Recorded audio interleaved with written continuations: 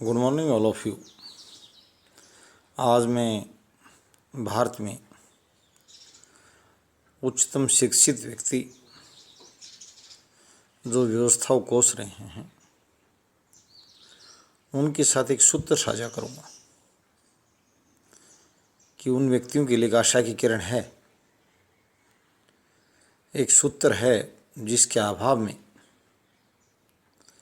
वो व्यक्ति परेशान हैं, उनको प्लेटफॉर्म नहीं मिल पा रहा है प्रतिभा का प्रदर्शन करने के लिए, उनको अवसर नहीं मिल पा रहा है सेवा करने के लिए।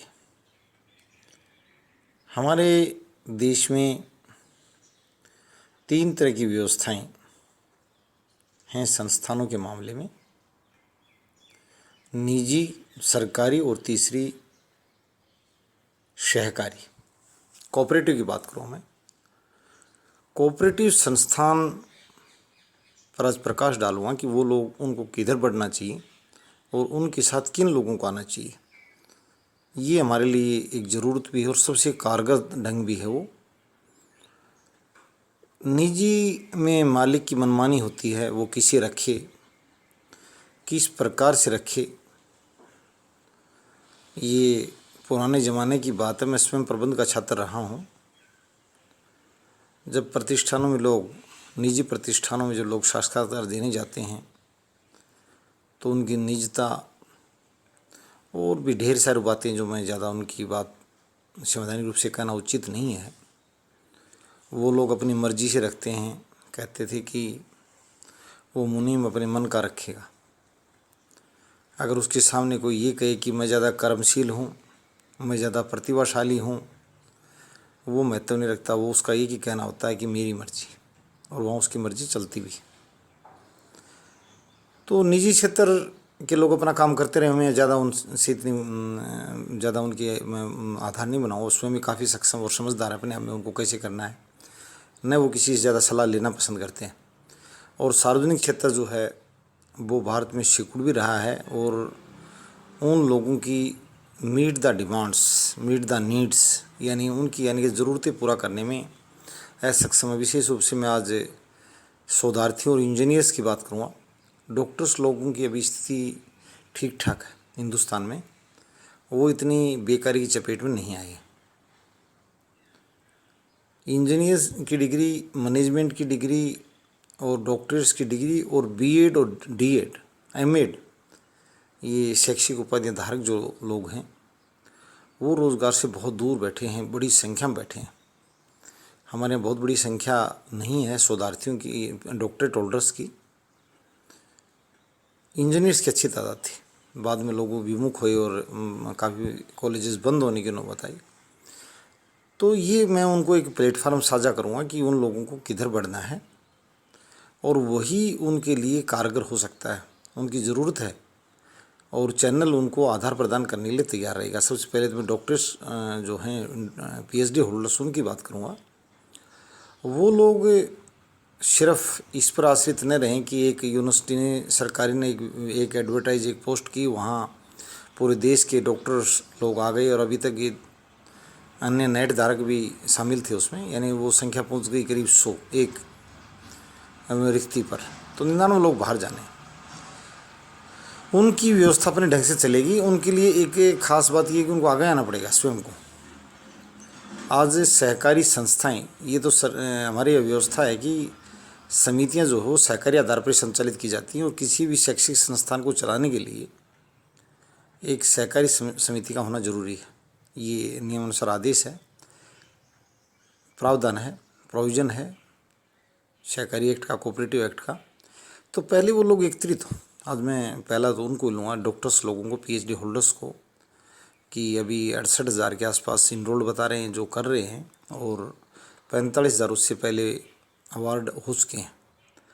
तो वो लोग जो ज़रूरतमंद नहीं हैं वो ना आए, वो जो नियोजित हैं वो अपने आराम से अपनी सेवाएं दें, खुश होकर दें, कुशल सेवाएं दें। परंतु जो लोग इस दरकार में हैं कि मुझे शोध प्रकारी करने के लिए, रोज़गार के अवसर के लिए, किसी विभाग में को संभालने के लिए अगर मुझे किसी संस्थान की ज़रूरत है, तो उन लोगों को मैं ये आज से चैनल से पूरे विश्व समुदाय तक प्रसारित कर रहा हूँ कि पहले वो संगठित हों, इकट्ठे हों और उस सहकारी शिक्षा समिति के सभी जो हैं वो सदस्य बने। बाद में उनकी यूनाइट होने के बाद में संगठित लोगों की मदद करने के लिए बहुत लोग हैं। अकेले व्यक्ति की आवाज़ नहीं सुनी जाएगी। यदि कहीं 1000 लोग खड़े होते हैं तो उनकी आवाज़ केंद्रीय शिक्षा मंत्रालय तक सुनेगा। क्या क्या व्यवस्थाएं हैं, मैचिंग ग्रांट क्या है, हमारे यहाँ व्यवस्थाएं हैं काफ़ी। मैं ये नहीं कह रहा हूँ, सरकारी अनुदान काफ़ी प्रकार से दिया जा रहा है, परंतु उसको हम ले नहीं पा रहे। मैचिंग ग्रांट का नियम है कि भाई निर्माण सामग्री के लिए इतना सरकार देगी, सहकारी शिक्षा समिति को भी। और आगे फिर आपको ये पता है रिसर्च के अंदर काफ़ी जो लोगों को शोध के लिए 48,000 पर मंथ तक पैसा दिया जा रहा है, तो काफ़ी फंडिंग आएगी। परंतु सबसे पहले ये रतन टाटा को भी अभी मैंने मैसेज किया था कि भाई एक हमारे यहाँ जो झुंझुनू है ये दिल्ली हरियाणा से बहुत नज़दीक, उत्तर प्रदेश से बहुत नज़दीक है, और यहाँ एक ही ज़िले में करीब 50 महिला विद्यालय महाविद्यालय, तो एक महिला विश्वविद्यालय की आवश्यकता है। और आप कहते हो कि मैं समाज सेवा के कार्य करता हूँ, तो इसके लिए आप भी अपनी तरफ से, जैसे मैंने इसमें बताया था कि अगर यहाँ महिला विश्वविद्यालय बनता तो मैंने अपनी तरफ से 21 लाख रुपये उन लोगों को घोषित कर रखे हैं कि 21 लाख रुपये का उनको अनुदान मैं दूंगा मेरी तरफ से, इन लोगों की हौसला अफजाई के लिए। एक सामान्य व्यक्ति जो कोई बहुत बड़ा कॉरपोरेट नहीं है, वो व्यक्ति अगर इनको इतना अनुदान दे सकता है तो टाटा जी, बिरला जी यहीं के हैं, डालमिया जी, और आजकल सांसद निधि हैं, विधायक निधि हैं, और वो स्वयं, मैं ये कई बार बता चुका हूँ कि इन लोगों को रोज़गार स्वयं सर्जित करना पड़ेगा, पैदा करना पड़ेगा। सिर्फ आप लोगों की जमी जमाई संस्थाओं में जाकर बैठना चाहते हैं, वो अवसर हर किसी को नहीं मिलेगा। इसके लिए आपको समाज को लाभ होगा, आपको भी होगा, क्षेत्र को भी होगा, और कई प्रदेशों को होगा। और यदि वहाँ बाहर से भी रिसर्च प्रोग्राम्स के लिए अगर 150 आदमी आते हैं, कैंडिडेट्स आते हैं, तो एक प्रकार से देश को भी राष्ट्र आय है, चाहे वो छोटी हो, मैं ये नहीं कह रहा हूँ। तो निश्चित रूप से जितने भी डॉक्टर्स लोग जो कर रहे हैं या करने की दौड़ में हैं या कर चुके हैं, वो पूरा विश्व समुदाय में, तो यहाँ सिर्फ राष्ट्रीय स्तर की बात भी नहीं कर रहा, क्योंकि आजकल विश्व ग्लोबलाइजेशन हो रहा है। ज़रूर नहीं यहाँ मध्य प्रदेश की छात्रा पहुँचें जो भी शोध करने के लिए, हो सकता है बांग्लादेश से भी आ जाएँ, हो सकता है म्यांमार से भी आ जाएँ। तो मेन बात ये है, चैनल ये पहले भी एक दिन हल्का सा छोटे रूप में वीडियो डाला था, जिसको सहकारी शिक्षा समिति, आज हेडलाइंस यही है कि व्यापक संभावनाएं हैं और अपना हाथ जगन्नाथ वाली बात है कि जब आप इकट्ठे होंगे, तो मैं ये पहले बता चुका हूँ कि विश्वविद्यालय मूर्त रूप लेगा, दूर नहीं है।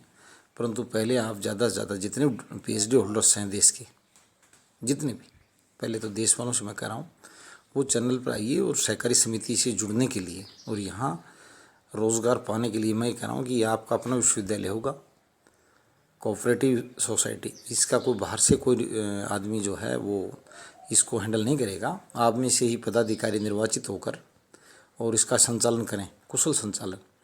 ये कम से कम बड़ी संख्या में डॉक्टर्स को जो है वो उम्र भर के लिए रोज़गार का साधन बनेगा, और भावी पीढ़ियों के लिए भी। इस तरह के आप देख रहे हो कि एक व्यक्ति के हॉस्पिटल, एक सहकारी हॉस्पिटल कोऑपरेटिव जो एक्ट के तहत चलाए जा रहे हैं, वो बहुत लंबी छलांग लगा रहे हैं देश में, चाहे दिल्ली में हो, जयपुर में हो, चंडीगढ़ में हो, जहाँ भी हैं, लखनऊ में।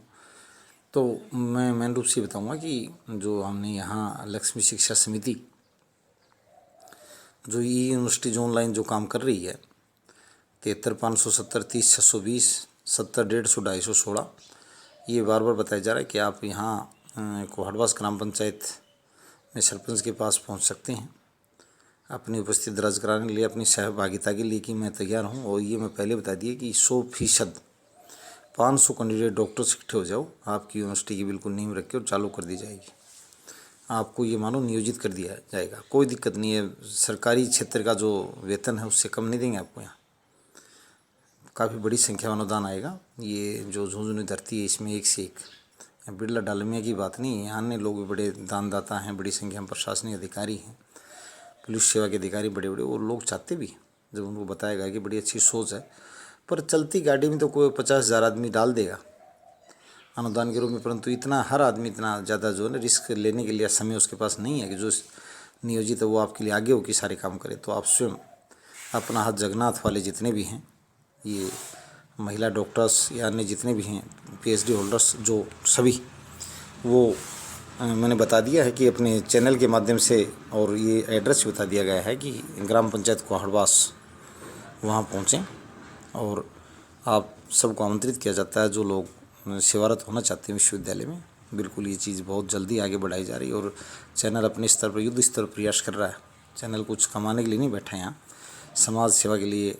ये बात बिल्कुल दावे के रूप में कही जा रही है कि आपको आधार प्रदान कर रहा है, आप 500 लोगों को मोबिलाइज कर रहा है कि आप जल्दी आएँ, जुड़ें और इस चीज़ को मूर्त रूप दें।